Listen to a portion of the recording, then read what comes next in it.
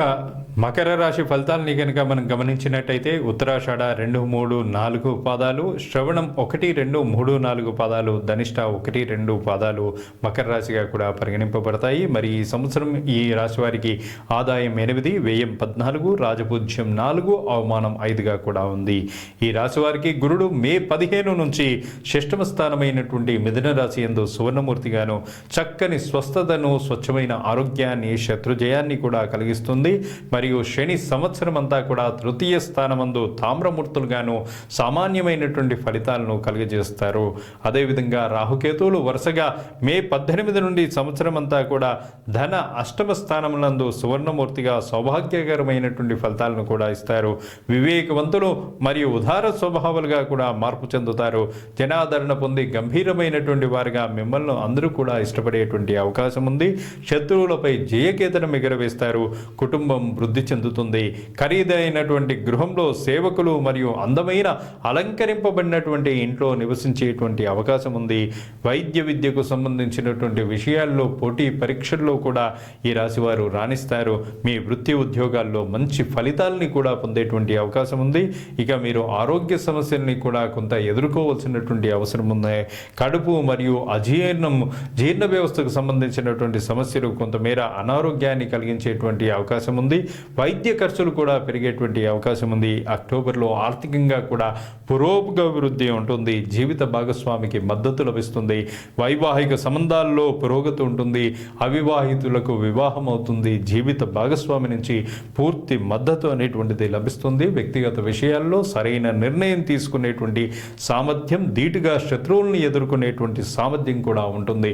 వృత్తి వ్యాపారం కూడా పురోగతి చెందుతుంది. ఉద్యోగంలో పదోన్నతి పొందేటువంటి అవకాశాలు ఉన్నాయి.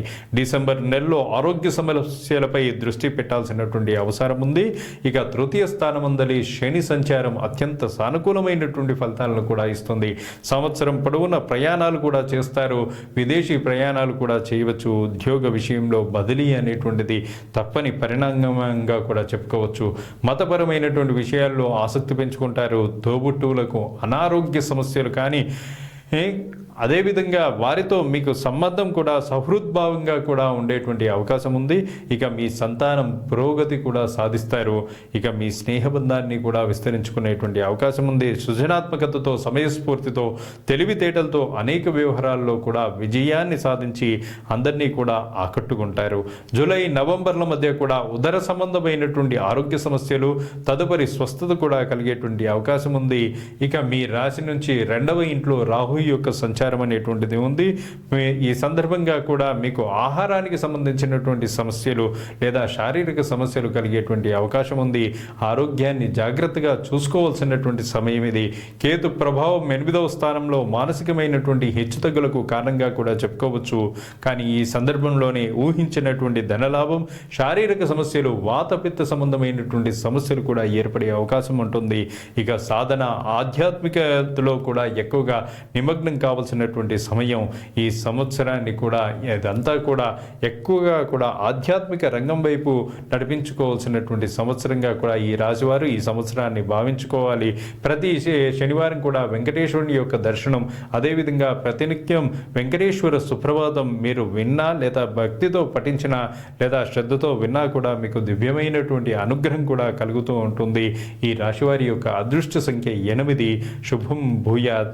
తదుపరి కుంభరాశి.